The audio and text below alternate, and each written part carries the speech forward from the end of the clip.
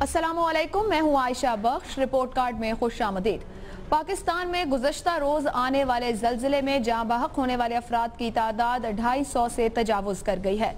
सबसे ज़्यादा मुतासिर होने वाला सूबा खैबर पख्तूनख्वा, जहाँ के अस्पताल जख्मियों से भर गए हैं, जबकि इसके साथ साथ हज़ारों अफराद बेघर हैं। और शुरू होती ठंड, कुछ इलाके ऐसे जहाँ सख्त सर्दी है, वहाँ मुतासरा लोगों को, मुतासरीन को फौरी इमदाद की ज़रूरत है। वज़ीर आज़म नवाज शरीफ ये कहते हैं कि ज़ल्ज़ला मुतासरीन की इमदाद और बहाली के लिए पूरी सलाहियत रखते हैं। सूबाई हुकूमतों की हर मुमकिन मदद करेंगे, मुतासरीन को पहले से बेहतर घर बना कर देंगे और इसके लिए खैबर पख्तूनख्वा हुकूमत की मुशावरत से इमदादी पैकेज दिया जाएगा। Core commander Peshawar lieutenant general हिदायतुर Rahman ने सैदुल शरीफ अस्पताल का जब दौरा किया, बाद में मीडिया से गुफ्तगू में उनका यह कहना था कि सिर्फ फौज नहीं, सिविल इंतजामिया भरपूर काम कर रही है। ज़ल्ज़ले से मुतासरा कोई ऐसा इलाका नहीं जहां नहीं पहुंचे, बंद सड़कें खोल दी गई हैं। इसके साथ साथ अब जिक्र गुज़श्ता रोज के ज़ल्ज़ले के बाद जो हुआ, उसमें खास तौर पर एक सवाल जो बार बार और हर जगह पूछा गया, वो बिल्डिंग कंट्रोल जो कवानीन हैं, क्या वो मौसर हैं? 2010 में ये बनाए गए। इस्लामाबाद ज़ल्ज़लों की फॉल्ट लाइन पर मौजूद है और वहाँ से आज की खबर ये कि वफाकी तरक्याती इदारे ने ज़ल्ज़ले के बाद बिल्डिंग कंट्रोल कवानीन में तब्दीली का फैसला कर लिया है। कवानीन मौजूद होते हैं, लेकिन हमारे यहाँ सबसे बड़ा अलमिया उन पर अमल दरामद का है। आज का पहला सवाल गुज़श्ता 29 घंटे की सूरत हाल पर पैनल से करेंगे, लेकिन उससे पहले बता दूं कि लाहौर स्टूडियो में मेरे साथ हैं इम्तियाज आलम, लाहौर से वीडियो लिंक पर हसन निसार, कराची स्टूडियो में मजहर अब्बास, इस्लामाबाद स्टूडियो में हमारे साथ हैं शहजाद चौधरी, बाबर सत्तार और सलीम साफी साहब। आप सबका बहुत शुक्रिया। पहला सवाल इस तरह से है, ज़ल्ज़ले के बाद इमदादी कार्रवाइयाँ, हुकूमत की कारकर्दगी कितनी बेहतर है? 1 से 5 तक आप स्टार्स दे सकेंगे। जितना बेहतर समझते हैं कारकर्दगी को, परफॉर्मेंस को, उतने ज़्यादा स्टार की जानिब जा सकते हैं। जितना आप मुतमईन नहीं और इसे बेहतर नहीं समझते, कम स्टार्स की जानिब जाएंगे। सलीम साफी साहब, सबसे पहले आप। देखिए आयशा, ये स्टार देने से पहले 2-3 कुछ बुनियादी चीज़ें हैं जो मैं प्रोग्राम की वसातत से पाकिस्तानी लोगों तक पहुंचाना चाहता हूं और ख़ुसूसन हुक्मरानों से।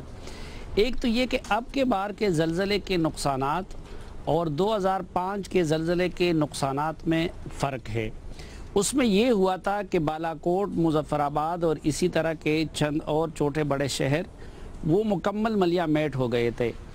अल्लाह का शुक्र है कि अब के बार उस तरह नहीं हुआ है। जो नुकसान हुआ है वो स्केटर्ड है, कोई एक गांव उसी तरह मुकम्मल मुनहदम नहीं हुआ है, लेकिन ये कि कोई एक ज़िला भी खुसूसन मलाकन डिवीज़न में वो बचा नहीं है। शांगला सबसे ज़्यादा मुतासिर हुआ है, दीर के दोनों अजला मुतासिर हुए हैं, चतराल मुतासिर हुआ है, स्वात भी मुतासिर हुआ है और हज़ारा के कुछ इलाके और गिलगित बल्तिस्तान के कुछ इलाके भी मुतासिर हुए हैं। अब यहाँ पे हुआ ये है कि ये भी अल्लाह का शुक्र है कि जब पहला झटका शायद आया, उसकी वजह से लोग घरों से बाहर निकल गए और फिर जब दूसरा शदीद झटका आ रहा था तो उस वक्त लोग घरों से बाहर थे, इसलिए जानी नुकसान कंपैरेटिवली कम है। लेकिन जो घरों के मुनहदम होने का या फिर उसमें दरारें आने का जो नुकसान है वो कुछ हवालों से पिछले ज़ल्ज़ले से ज़्यादा है। क्योंकि अभी मैं मुख्तलिफ लोगों से बात कर रहा था तो मुझे पता चला कि दीर में अभी तक ये आदाद शुमार है कि 300 के लगभग घर जो है वो मुतासिर हुए हैं। इसी तरह स्वात में अभी जो इब्तदाई मालूमात है उसमें 500 के करीब घर मुतासिर हुए हैं। तो अब के बार माली नुकसान उन इलाकों में ज़्यादा हुआ है और ये अल्लाह का शुक्र है कि जानी नुकसान कम हुआ है। तो एक तो जो रिलीफ का काम है उसमें पिछले ज़ल्ज़ले की तरह के इमदाद की ज़रूरत नहीं है कि आप फूड आइटम भेजें, आप कंबल भेजें, आप बाकी, क्योंकि अगर गांव में एक घर मुतासिर हुआ है तो उसके लोग किसी और घर में चले गए हैं या वहाँ किसी सरकारी इमारत में आ गए हैं। लेकिन ये जो बहाली का काम होगा इस पर ज़्यादा फोकस करना चाहिए। उन लोगों को रकम मिलनी चाहिए कि वो अपने घरों को दोबारा जल्द अज जल्द तामीर करें। दूसरा जो प्रॉब्लम आ रहा है वो हस्पतालों में आ रहा है, क्योंकि हस्पतालों में मरीज़ बहुत ज़्यादा आ गए हैं जो ज़ख्मी हैं और वहाँ वो स्वात का अस्पताल हो या शांगला का हो या किसी और जगह का हो, वहाँ पे कैपेसिटी बहुत कम है। तो इमदादी कामों में दूसरा फोकस करना चाहिए, उस तरह के मोबाइल हस्पतालों पे या जो ज़ख्मियों से मुतालिक जो चीज़ें हैं उस पर करना चाहिए। जो हुकूमती रिस्पॉन्स है अभी तक, मैं उसमें 3 स्टार दूंगा दोनों हुकूमतों के रिस्पांस को। ज़्यादा अफसोसनाक भी नहीं है और आइडियल भी नहीं है। ठीक, इम्तियाज़ आलम साहब। देखिए, अभी दौनाक वाक़या 2013 के आवारान के बाद हुआ है। हम ज़्यादा प्रिपेयर्ड हैं 2005 के बाद से। अभी एक दिन है, हम हुकूमत की कारकर्दगी पे कोई वाज़ा पोजीशन ले नहीं सकते। जो फौरी रिस्पांस है वो तो मुझे अच्छा नज़र आया है, सिविलियन साइड का भी और फौजी साइड का भी और डिज़ास्टर मैनेजमेंट अथॉरिटी का भी। यहाँ मैं एक बात कहना चाहता हूँ कि 1 दर्जन के करीब महकमे हैं जिन्हें कंसोलिडेट यानी इकट्ठा करने की ज़रूरत है।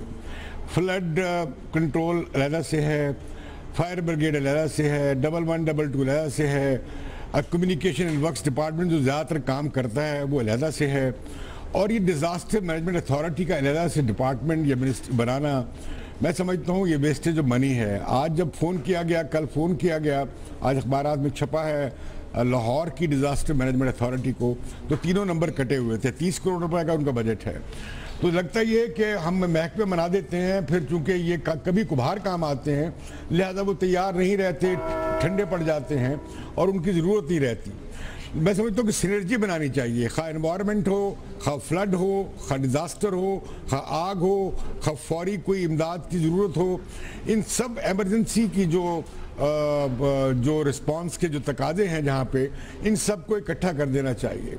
और फिर ये कि दूसरी बात जो है वो पाकिस्तान में जो बिल्डिंग्स की कंट्रोल अथॉरिटीज़ हैं वो काम नहीं करती। मतलब लाहौर में आप LDA में जाएं, आपको बिल्डिंग्स के रूल्स नहीं मिलेंगे। एक कमेटी कमीशन बना था जिससे यहाँ की एक आर्किटेक्ट उससे सदारत कर रहे थे, उन्होंने मुझे बताया कि साल तक वो बिल्डिंग्स के जो रूल्स हैं वो हासिल करने की कोशिश करते रहे कि उन्हें कंसोलिडेट किया जाए। वो फेल हो गए तो उन्होंने रिज़ाइन कर दिया कमेटी से। तो हम ये इसका वजह क्या है कि ज़रिया है करप्शन का।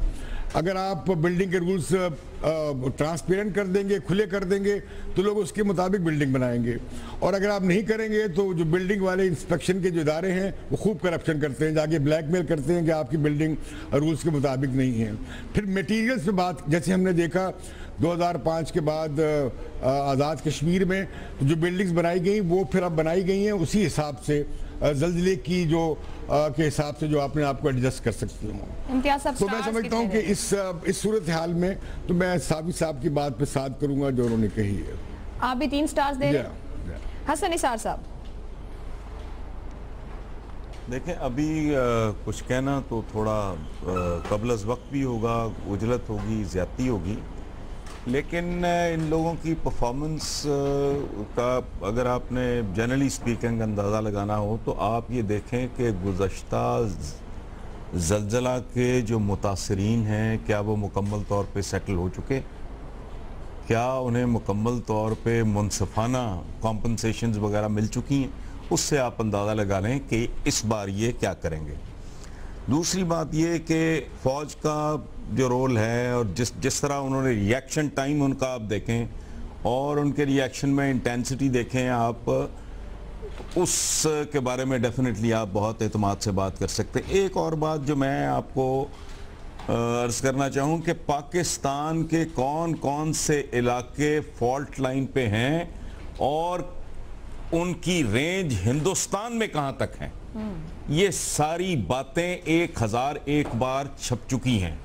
पिछला ज़ल्ज़ला जो आया था वहाँ एक बहुत प्रोमिनेंट बड़े सीनियर जियोलॉजिस्ट हैं, इनायत उनका नाम है, वो वेपडा में बड़ी सीनियर पोजीशन में रहे हैं।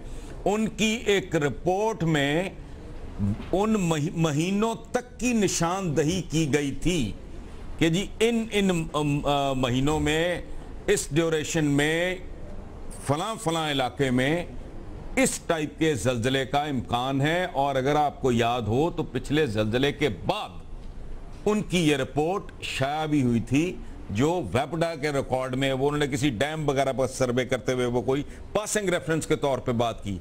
तो बाकी सारे ढकोसले सब कुछ नहीं, अगर तो 70-75% गुड गेस और एवेल्यूएशन सूरत हाल की वो मौजूद है। और एक और बात जो अभी इम्तियाज़ आलम कह रहे थे कि इतनी ज़्यादा ओवरलैपिंग है, इतनी ज़्यादा डुप्लीकेशन है, वो आप एग्रीकल्चर में चले जाओ, आपको 20 किस्म के बंदर नाश्ते नजर आएंगे।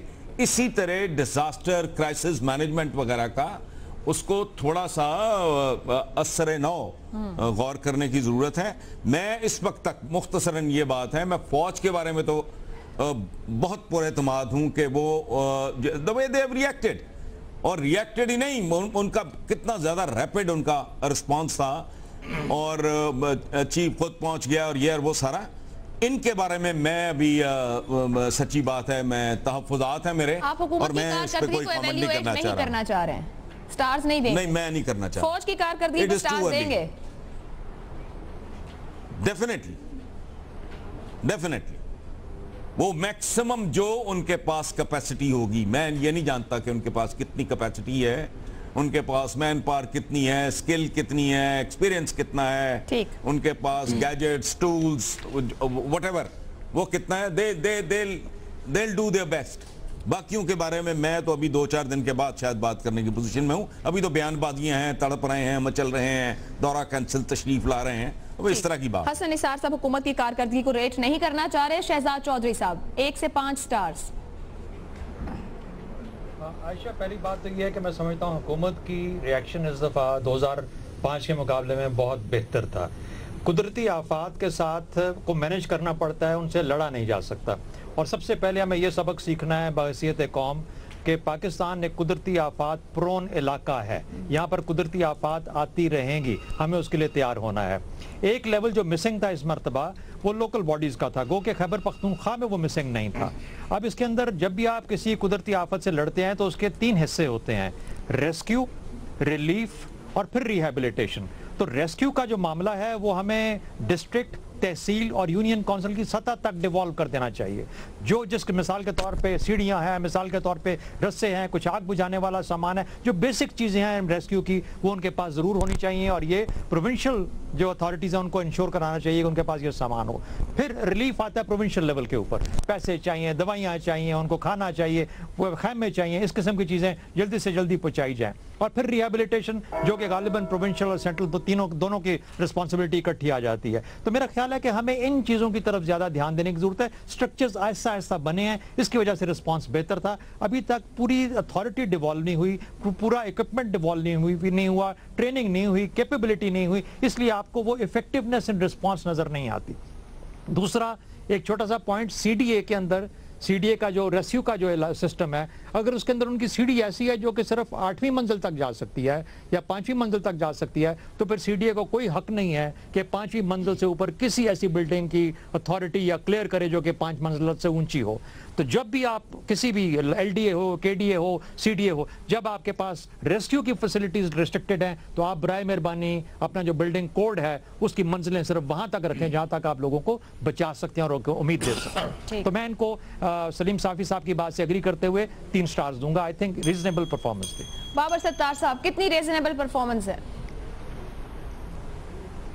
عائشہ میں اگری کرتا ہوں. دیکھیے پچھلی دفعہ سے تو بہتر ہے, لوگوں کی بھی ایز اے سوسائٹی بھی ہم ڈرے بھی ہوئے ہیں, تھوڑا سا ہمیں پتہ بھی چلا کہ کیسے ریاکٹ کرنا تھا. لیکن اور اس بیسس کے اوپر میں بھی 3 سٹارز دے دوں گا کہ جو امیڈیٹ ریاکشن ہے, جسے ہم نی جرک ریاکشن بھی کہہ سکتے ہیں, وہ ٹھیک تھا, پچھلی دفعہ سے بہتر تھا. لیکن دیکھیے نیچرل ڈیزاسٹر ایک چیز ہے اور اس کی مین میڈ ایگریویشن, یعنی انسان کی جو اپنے ایکشنز ہیں یا ان ایکشنز ہیں اس کی وجہ سے اسے ایگریویٹ کر دینا, اسے ایگزیجریٹ کروا دینا, یہ ایک علیحدہ بات ہے. اور اس پہ میرا نہیں خیال کہ ہماری اسٹیٹ کی کوئی پرفارمنس پچھلے 10 سال میں بہتر ہے. ریسکیو, ریلیف, ریہیبلیٹیشن ایک چیز ہے, لیکن ڈیزاسٹر میں اس کے ساتھ پھر آپ کو پریونشن اور میٹیگیشن, پھر ریلیف آتی ہے. تو جب ہم ڈیزاسٹر مینجمنٹ کی بات کرتے ہیں تو پہلے ہم پریونشن کی بات کرتے ہیں, میٹیگیشن کی بات کرتے ہیں. وہاں پہ یہ سارے بلڈنگ کوڈز, آپ کی کیا ریسکیو کی ایبلٹی ہے, یہ تمام چیزیں آ جاتی ہیں. اور وہ والی باتیں جس کا حسن نثار صاحب نے بھی ذکر کیا کہ آپ نے ریہیبلیٹیٹ کیسے کیا ہے, کیا آپ کی کوئی پرماننٹ ایبلٹی ہے لوگوں کو فائنینشلی سپورٹ کرنے کی. ابھی 200 لوگ, 250 لوگ, 300 لوگ کی جانیں ضائع ہوئیں, اتنے لوگ زخمی ہوئے. فرض کر لیتے ہیں کہ اتنا گہرا نہ ہوتا, یہ قریب ہوتا زمین کے, اور لوگ پھر اسی تعداد میں ہو سکتا تھا اموات ہو جاتی, تو پھر ہماری کیا ایبلٹی ہوتی اسٹیٹ کی, پھر ہم ساری دنیا سے پیسے مانگ رہے ہوتے. سو میرا نہیں خیال کہ ہمارا مائنڈ سیٹ اس طرح کے ڈیزاسٹرز کو مینج کرنے کے لیے چینج ہوا ہے. میرا خیال ہے کہ لکی ہیں ہم لوگ کہ اس دفعہ نقصان کم ہوا ہے, تو شاید اسٹیٹ کی پرفارمنس اس وجہ سے بہتر ہو. ٹھیک, مظہر عباس. دیکھیے معذرت کے ساتھ میں اس سے ایگری نہیں کرتا. 10 سال بعد بھی اگر ہم 30 گھنٹے میں ان جگہوں تک نہیں پہنچ سکے جن جگہوں تک ہمیں پہنچ جانا چاہیے تھا, تو پھر اور جبکہ اتنی بڑی ٹریجڈی نہیں ہے ایز کمپیئر ٹو 2005. ہم بنیادی طور پہ ریئیکشنری قوم ہیں. ہم ریئیکٹ کرتے ہیں, ہم ایکٹ نہیں کرتے. آپ مجھے بتائیں کہ 10 سال بعد بھی اگر سی ڈی اے کا چیئرمین یہ ایویلویٹ کر رہا ہے کہ جی بلڈنگ کوڈز میں تبدیلی کی جائے, یہ ایگزیکٹلی کوما اور فل اسٹاپ کے ساتھ یہ خبر 2005 میں چھپی تھی. اس وقت بھی یہی بات کی گئی تھی کہ جی سی ڈی اے کے کوڈز تبدیل کر رہے ہیں, بلڈنگ کوڈز کو تبدیل کیا جا رہا ہے. آپ مجھے بتائیں 10 سال میں اس بیلٹ کے اندر کتنے ٹراما سینٹرز بنے ہیں؟ ایون شہروں میں, اسلام آباد میں بتائیں کتنے ٹراما سینٹرز بنے ہیں, پشاور میں کتنے ٹراما سینٹرز بنے ہیں, سوات میں کیا ایمرجنسی کی صورتحال ہے. آپ نے تیاری کیا کی ہے؟ آپ نے کیا رسپانس تھا؟ آپ نے پریس کانفرنس کر دی, آپ نے ریئیکٹ کر دیا. آپ نے صرف ایک اچھی بات ہوئی ہے, وہ یہ کہ خیبر پختونخوا اور مرکزی حکومت ایک پیج پر نظر آئے ہیں. ایک طریقے سے انہوں نے پولیٹکس نہیں کھیلنے کی کوشش کی, حالانکہ تھوڑی سی آج امیر مقام صاحب نے کوشش کی تھی اس کو کیپٹلائز کرنے کی, لیکن ادروائز اتنی وہ نہیں تھی. اس لیے میں 2 اسٹار دوں گا. مظہر عباس 2 اسٹارز دے رہے ہیں حکومت کی کارکردگی گزشتہ 29 گھنٹوں میں زلزلے کے بعد. جی صافی صاحب. عائشہ جی عائشہ بے شک اگلے 2 سوالوں پہ میرا ٹائم لے لیجئے, لیکن چونکہ یہ انسانی زندگیوں سے متعلق مسئلہ ہے اس لیے میں 1-2 باتیں اور اس میں اضافہ کرنا چاہتا ہوں. ایک تو یہ کہ اس وقت جو رسپانس کی بات ہے, یقیناً فوج کا تو لائق تحسین تھا اور اس کی ہر کوئی تحسین کرتا ہے, لیکن میرے خیال میں اس مرتبہ ہماری پولیٹیکل لیڈرشپ کا اور کچھ اور اداروں کا بھی رسپانس اتنا افسوسناک نہیں تھا. پرائم منسٹر نے اپنا دورہ مختصر کر دیا, آگے آج وہ شانگلہ گئے ہوئے تھے, عمران خان صاحب وہ سوات گئے ہوئے تھے, ہمارے چیف منسٹر صاحب مجھے پتہ ہے وہ میری طرح لیٹ اٹھنے والے انسان ہیں, وہ بھی صبح سویرے اٹھ گئے تھے, وہاں پہ پہنچ گئے تھے. امیر مقام اپنے حلقے میں نظر آ رہے تھے, تو پی ٹی آئی کے مراد سعید اپنے سوات پہنچ گئے تھے. اور سب سے بڑھ کے جو الخدمت فاؤنڈیشن مثلا کل پشاور کے ہسپتالوں میں اور سوات کے ہسپتالوں میں کسی بھی اور سے پہلے الخدمت فاؤنڈیشن کا جو رول ہے وہ بھی انتہائی قابل فخر ہے اور کوئک ہے, اور لوگوں کو امدادی سامان کے لیے بھی میں تو اپنی طرف سے یہ تجویز کروں گا کہ ان کو ہی رجوع کرنا چاہیے. دوسری بات یہ جو پچھلے زلزلے کی بحالی کے حوالے سے بات ہوئی, اس میں ہم میڈیا والے بھی بڑے مجرم ہیں, کیونکہ 8 اکتوبر کو ہم نے اس واقعے کی اور اس حادثے کی برسی منائی. ہم سب لگے ہوئے تھے, سیاسی معاملات 122 اور باقی سارے, ہم میں کسی نے سوائے 1-2 بندوں کے کسی نے اس کے فالو اپ پروگرام نہیں کیا. حالانکہ ابھی تک حقیقت یہ ہے کہ جو فنڈز اس کے لیے ریلیز ہونے تھے وہ 50% بھی ریلیز نہیں ہوئے ہیں, اور جو ریلیز ہوئے ہیں آپ کو پتہ ہے کہ وہ کتنے متعلقہ لوگوں پہ خرچ ہو جاتے ہیں. مجھے تو بعض اوقات لگتا ہے کہ یہ جو کل کا آزمائش تھی یا عذاب تھی یا اس سے پہلے جو ہم پہ آتے ہیں, شاید یہ پچھلے زلزلہ متاثرین کی بددعائیں ہیں جو ہمیں لگتی ہے. ہمارے ایک مزاحیہ کردار ہے پشاور میں, انہوں نے ایک نظم اس پہ بنائی ہے جو پچھلے زلزلے کے ساتھ ہم نے جو کچھ کیا ہے. وہ کہتے ہیں کہ چاپ کے تحصیلو خوڑو چا گونڈ زلو خوڑا خلق زلزلیو خوڑل منگ زلزلو خوڑا. یعنی وہ کہتے ہیں کہ کسی نے پورے تحصیل کھا لیا تو کسی نے ضلع کھا لیا, اور لوگ زلزلے نے کھا لیے, ہڑپ کر لی, اور ہم نے زلزلے کو ہڑپ کر لیا.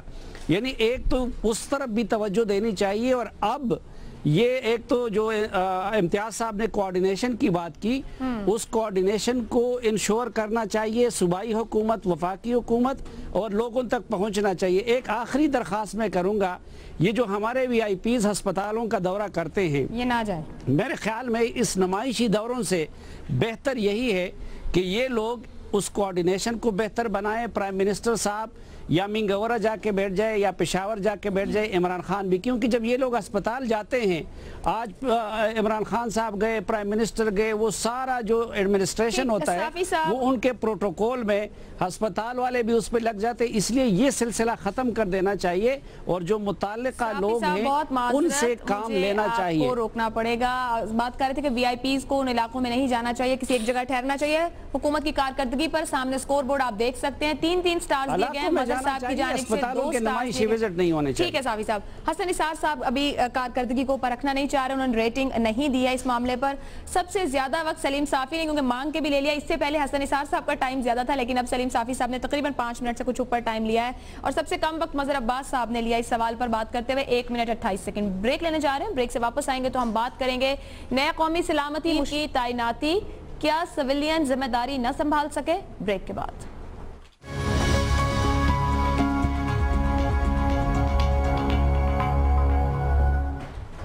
رپورٹ کارڈ میں ایک بار پھر خوش آمدید۔ مشیر قومی سلامتی ایک انتہائی اہم عہدہ جو اہم ممالک کے سویلین جو قیادت ہے اس کے ساتھ براہ راست رابطے کا ذریعہ ہے۔ انگریزی اخبار ڈان کی جانب سے کل جو ایڈیٹوریل لکھا گیا اس میں یہ کہا گیا ہے کہ وزیر اعظم نواز شریف کا یہ فیصلہ تھا کہ 2013 کابینہ کی تشکیل کے وقت خارجہ اور دفاع کی وزارتیں اپنے پاس ہی رکھیں۔ معاملات جس حد تک بگڑ چکے ہیں وہ اسی فیصلے کی مرہون منت ہے۔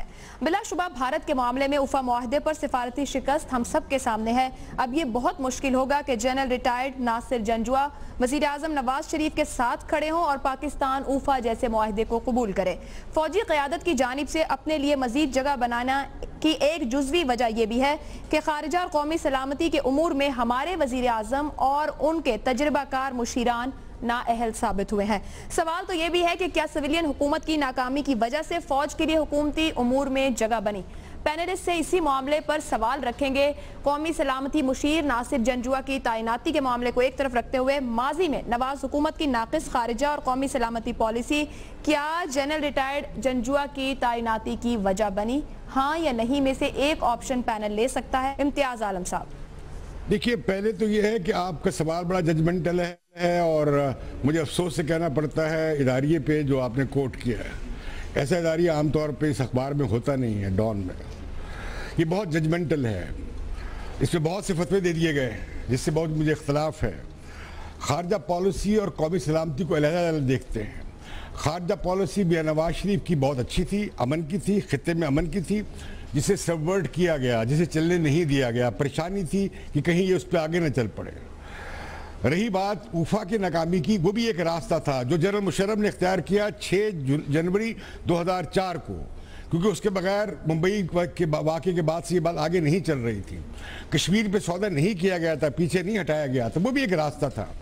اور بھی کئی راستے ہو سکتے ہیں، ایک راستہ بند ہوا، دوسرا راستہ کھل سکتا ہے اگر ہم تیار ہوں تو۔ اور ہم افورڈ نہیں کر سکتے، کوئی ملٹری سائز کا طالب علم نہیں کہہ سکتا کہ ہمارے 2 فرنٹ ہوں۔ اگر بھارت چاہتا ہے کہ یہ فرنٹ کھولا جائے تو ہماری کوشش ہوگی اور ہونی چاہیے کہ ہم یہ دوسرا مشرقی فرنٹ نہ کھولیں۔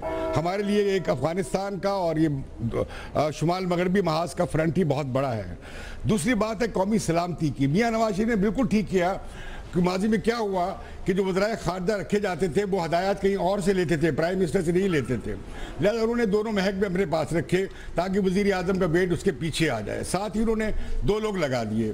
اس میں یقیناً میں سمجھتا ہوں کہ اگر یہ کر لیا جاتا کہ ایک کو خارجہ کی ذمہ داری دے دی جاتی، دوسرے کو قومی سلامتی کی، شاید یہ اچھی ڈویژن آف لیبر ہو جاتی۔ میں سمجھتا ہوں کہ اس کا قومی سلامتی کی جو پالیسی بنی تھی اس پہ برا اثر ہوا۔ سرتاج عزیز سے ہم توقع کرتے تھے وہی کر پائیں گے، لیکن وہ جو پالیسی اعلان ہوئی تھی، وہ ادارے بننے تھے، وہ تھنک ٹینک بننے تھے، وہ سارا ہونا تھا، وہ نہیں ہوا تاکہ نیپ آ گیا۔ ہم دیکھتے ہیں کہ کیانی سابق جو وزیر آرمی چیف تھے ان کی پالیسی میں اور نئے آرمی چیف کی پالیسی میں بھی ایک ہمیں فرق نظر آیا۔ وہ کارروائی نہیں کر سکتی سول گورنمنٹ جا کے، جو خود فوج ایک وقت میں تیار نہیں تھی۔ اب جب وہ تیار ہوئے ہمیں لگا، یہاں پہ ہمیں لگا کہ سول قیادت نے وہ پہل قدمی نہیں کی اندرونی سلامتی کو جو خطرہ درپیش تھا دہشت گردوں کے حوالے سے، جو انہیں کرنا چاہیے تھا۔ رہی بات جنرل جنجوعہ کی، جنرل جنجوعہ کو میں تھوڑا سا جانتا ہوں کہ میں کوئٹہ گیا ہوں تو ان سے 2 بار ملا ہوں اور صحافیوں کے ساتھ، تو میں نے سمجھا کہ وہ کافی زیرک ہے، ان میں سیاسی سوجھ بوجھ بھی ہے اور وہ ایک اچھی چوائس ہو سکتے ہیں۔ اس کا مطلب یہ نہیں کہ یہ ایک اور ہتھیار پھینک دیے گئے، ایسی بھی اگر ایسے ہتھیار پھینک دیا گیا تو بڑا ہمارے آئینی اور جمہوری نظام پہ یہ بہت ہی ایک بیڈ ریفلیکشن آپ نہیں کا آپشن لے رہے ہیں. اب میرا کہیں یہ بھی نہ ہو کہ وہ جنرل کلو ثابت ہو جائے جب جنہیں آئی ایس آئی کا چیف بنایا گیا تھا. لیکن میں سمجھتا ہوں جنجوعہ بہت زبردست پروفیشنل آدمی ہیں, وہ قومی سلامتی کے ادارے کو شکل دے پائیں گے. 4 اجلاس ہوئے ہیں قومی کیبنٹ کی قومی سلامتی کی کمیٹی کے. اب وہ اسے اگر وہ 2 سال میں 3 سال میں اداراتی شکل دیکھ سکیں, میں سمجھتا ہوں یہ اچھی بات ہو. آپ نہیں کا آپشن لے رہے ہیں اس سوال پر؟ جی ہاں بالکل نہیں. شہزاد چودھری صاحب, ان ایڈیشن یہ سوال کے ساتھ جو آپ آپشن لیں گے اس پہ بات کرنے کے ساتھ ساتھ جنجوعہ صاحب کی پرسنالٹی اور پروفائل سے متعلق اگر کچھ بتا سکیں. دیکھیے پہلی بات تو یہ ہے کہ جواب کی حد تک بدقسمتی سے مجھے امتیاز عالم صاحب کے ساتھ ایگری کرنا پڑتا ہے, کیونکہ میں آپ کے پوسٹولیشن سے ایگری نہیں کرتا کہ یہ کوئی ناکامی تھی جس کی وجہ سے ان کو لگایا گیا. دوسرا میں یہ کہنا چاہتا ہوں کہ یہ بھی ضروری نہیں ہے کہ ان کے لگنے کے بعد ہماری خارجہ اور قومی سلامتی پالیسی کو بہت اچھی ہو جائیں. ان کو ارریلیونٹ کرنا سیاسی حکومت کے لیے بالکل کوئی مشکل کام نہیں ہے. یہ ممکن ہے کہ جنرل صاحب وہاں بیٹھے ہوں لیکن وہ دیکھیں کہ ان کے لیے کچھ کام کرنے کو نہیں ہے, کوئی ان کی بات نہیں سنتا. وہ جو کیبنٹ کمیٹی بنی ہے فار نیشنل سیکیورٹی وہ ملتی نہیں ہے یا وہ ملنا نہیں چاہتی. ان کے لیے چیف آف آرمی اسٹاف کو ڈائریکٹ کرنا وہ بھی مشکل ہو جائے گا. نیشنل سیکیورٹی پالیسی ایک مدر پالیسی ہوتی ہے کم از کم 4 پالیسیز کی, جس کے اندر ڈیفنس پالیسی ہوتی ہے, فورن پالیسی ہوتی ہے, انٹرنل سیکیورٹی پالیسی, اور پھر اس کے بعد کچھ مضمرات ہوتے ہیں اکنامک پالیسی کے. تب جا کے ٹریڈیشنل اور نان ٹریڈیشنل سیکیورٹی کی کمبینیشن کے ساتھ نیشنل سیکیورٹی پالیسی بنتی ہے. تو کیا یہ ان تمام 4 بڑے جو اتنے بڑے ہاتھی ہیں ان کو یہ مینج کر پائیں گے؟ میرا خیال ہے ان کو ریوارڈ کیا گیا ان کے بہت اچھے کام کے لیے جو کہ انہوں نے بلوچستان میں کیا. اور شاید ایک بہت بڑا بوجھ تھا اپنے ہمارے جو پچھلے نیشنل سیکیورٹی ایڈوائزر ہیں ان کے لیے کہ وہ 2 چیزیں کیری کر رہے تھے اپنے ذمہ داریوں کے حساب سے, تو ان کا بوجھ ہلکا کیا گیا. مجھے افسوس ہوگا اگر یہ اجیت دوول کا کوئی جواب بنے پاکستان کے اندر, کیونکہ دیکھیں نیشنل سیکیورٹی پالیسی ایک سیاسی عمل ہے, یہ فوجی عمل نہیں ہے. فوجی عمل اس کا ایک بہت چھوٹا حصہ ہوا کرتا ہے.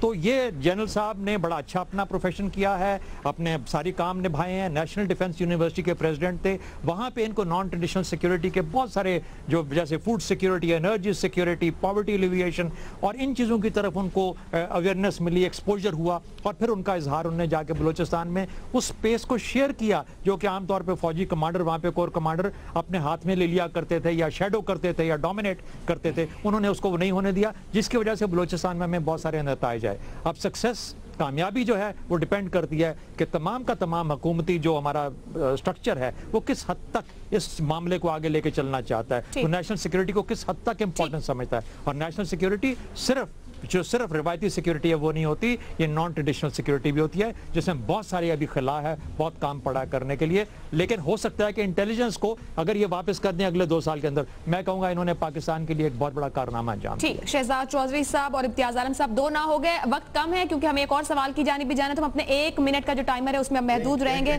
امتیاز صاحب آگے بڑھنے دیجیے. جی اب میرا خیال ہے کہ ایئر مارشل صاحب کی ہم بدقسمتی کا مسلسل باعث بنتے رہیں گے. حسن نثار صاحب.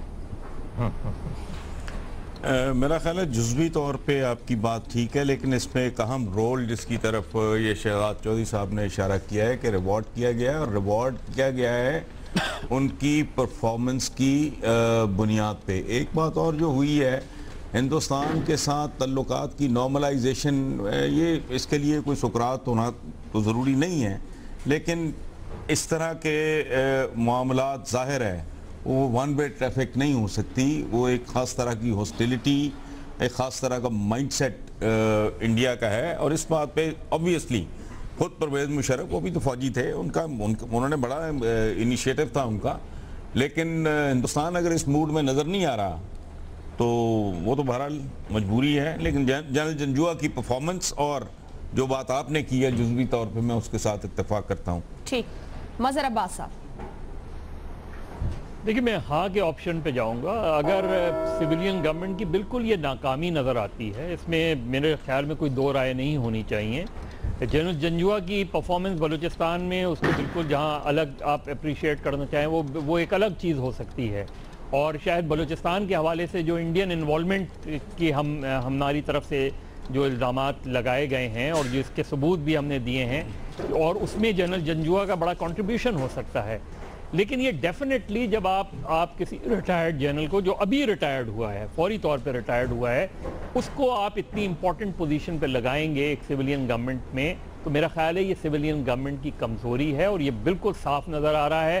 فارن پالیسی میں بھی again prime minister Nawaz Sharif کی کمزوریاں نظر آ رہی ہیں، آپ کا کوئی proper full time foreign minister نظر نہیں آ رہا، آپ کی بہت سی فیلڈز میں اس طرح کی کمزوریاں نظر آ رہی ہیں جہاں آپ مجبور ہو رہے ہیں۔ لیکن نیشنل ایکشن پلان کے بعد آرمی کا رول بڑا ہے، پاکستان کی سیاسی قیادت میں بھی، اس گورنمنٹ میں بھی رول بڑا ہے، خود پارلیمنٹ نے انڈورس کیا ہے 21ویں ترمیم کے ذریعے، ان چیزوں میں بڑا ہے کیونکہ ایک شاید مجبوری بھی نظر آتی ہے۔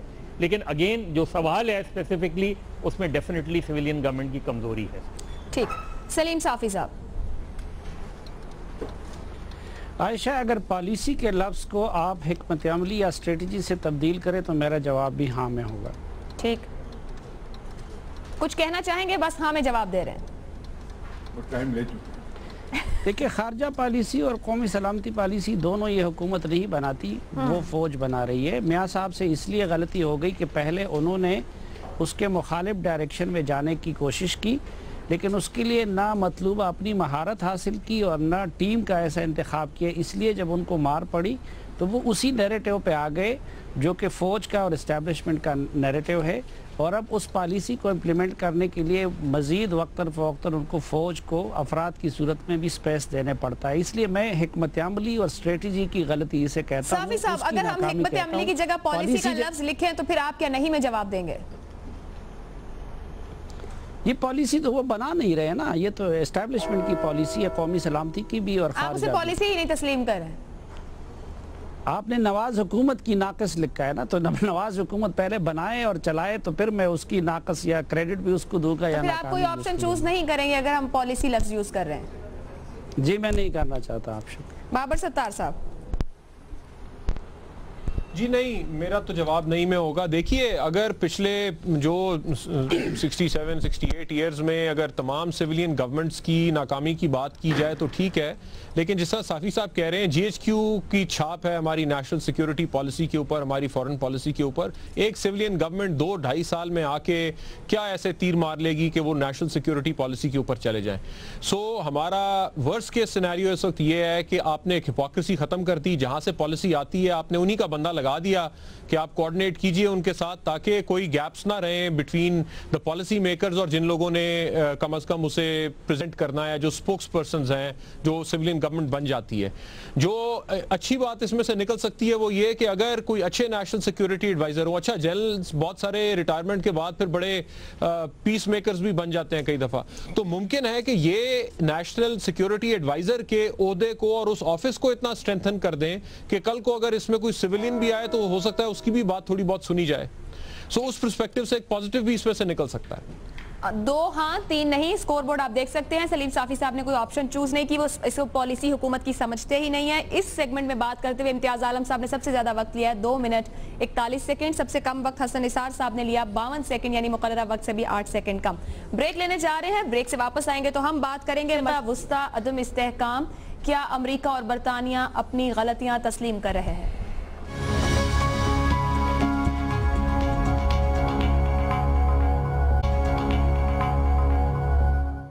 پروگرام میں ایک بار پھر خوش آمدید۔ امریکی صدارتی دوڑ میں شامل ڈونلڈ ٹرمپ ان دنوں بین الاقوامی میڈیا اور مسلم دنیا میں زیر بحث ہے۔ اپنے بیانات کے باعث مشرق وسطی ناکامی کا ذمہ دار ہلری کلنٹن اور اوباما کو کہہ رہے ہیں، اور ساتھ ہی یہی کہ عراق ہارڈ آف ٹیررزم بن چکا ہے، ہر طرح کے دہشت گردوں کی وہاں ٹریننگ ہو رہی ہے۔ یہ بھی کہتے ہیں کہ اگر آج عراق میں صدام اور لیبیا میں قذافی ہوتے تو بہتر تھا۔ اس سے پہلے عراق میں جو کچھ ہوا اس پر سابق برطانوی وزیر اعظم ٹونی بلیئر کس طرح اپنی غلطیاں اور ناکامی تسلیم کر چکے، دیکھ لیتے ہیں۔ I apologize for the fact that the intelligence we received was wrong. I can also apologize, by the way, for some of the mistakes in planning. Of course, you can't say that those of us who removed Saddam in 2003 bear no responsibility for the situation in 2015. Tony Blair اس پوری گفتگو میں وی اور اس، ہم اور ہماری کے الفاظ استعمال کرتے رہے۔ سوال اس پورے معاملے پر تجزیہ کاروں سے یہ ہے، امریکہ اور برطانیہ نے صدام حسین اور معمر قذافی کو اقتدار سے ہٹا کر کیا مشرق وسطی کو عدم استحکام کا شکار کیا؟ ہاں اور نہیں میں سے ایک آپشن لے سکتے ہیں۔ بابر ستار صاحب۔ جی وہ کیا شعر ہے، یہ علم، یہ حکمت، یہ تدبر، یہ حکومت، پیتے ہیں لہو دیتے ہیں تعلیم مساوات. تو یہ تو 10-12 سال سے کہہ رہے ہیں، اس میں کیا شک ہے؟ آپ ویکیومز کریٹ کریں گے، انسٹیٹیوشنل سٹرکچرز کو ختم کریں گے تو پھر کیوس تو وہاں پہ جنریٹ کرے گا، انلیس کہ آپ ریپلیسمنٹ کے بارے میں سوچیں. مشرق وسطیٰ میں بھی یہ ہوا، ہمارے فاٹا میں بھی یہ ہوا، ہم نے دیکھا. تو بالکل میرا جواب ہاں میں. ٹھیک. مظہر عباس صاحب. دیکھیے یہ غلطیاں نہیں ہیں، یہ جرائم ہیں، اور جرائم کے اور اگر وار کرائمز ہوں تو اس کا ٹرائل ہونا چاہیے. میرا خیال ہے 4 ممالک 9/11 کے بعد تباہ کر دیے امریکن پالیسیز کی وجہ سے، لیبیا سے لے کے عراق تک، افغانستان سے لے کے سیریا تک. جن لوگوں کو آج کہا جا رہا ہے کہ جی وہ لوگ آج ہوتے تو بہت اچھا ہوتا، اور نیو یارک ٹائمز نے تو بہت پہلے معافی مانگ لی تھی اس چیز پر کہ ان کو غلط انٹیلیجنس دی گئی.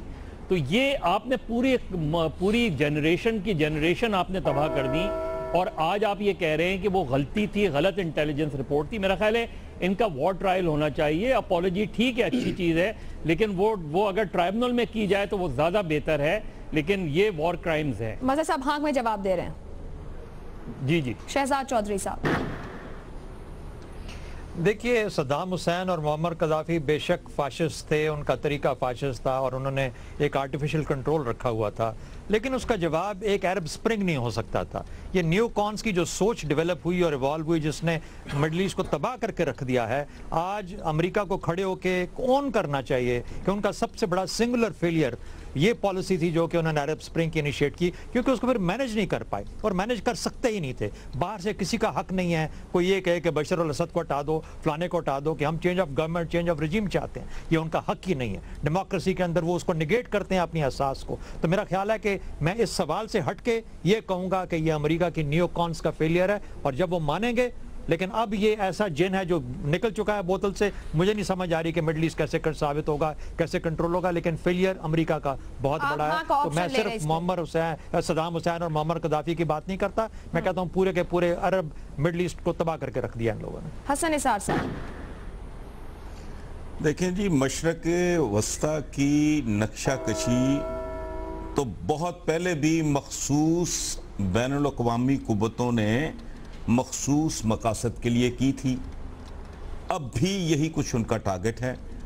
پہلے بھی سب کچھ انجینئرڈ تھا، غیر فطری تھا، اور جو کچھ اب ہو رہا ہے وہ بھی انجینئرڈ ہے، غیر فطری ہے. لیکن میں بنیادی طور پہ کسی بلیئر اور بش کو بلیم نہیں کرتا. دنیا اسی طرح چلتی آئی ہے اور اسی طرح چلے گی. بنیادی طور پہ یہ مشرق وسطیٰ کی اصل قوتوں کی، اندر کی قوتوں کی اپنی کمزوریوں، حماقتوں، حسد، رقابتوں، چودراہٹوں اور بداندیشیوں کا نتیجہ اور ناکامی ہے. I don't blame anybody. آپ نہیں کا آپشن لے رہے ہیں کیا؟ جی بالکل نہیں. مشرق وسطیٰ کے جو فنے خان ہے نا، ٹھیک، جہالتوں کے مارے ہوئے، جو 2015 میں بیٹھ کے میٹنگز کرتے ہیں کہ عورتوں کو گاڑی چلانے کی اجازت دیں کہ نہ دیں، یہ ذمہ دار ہیں. ٹھیک.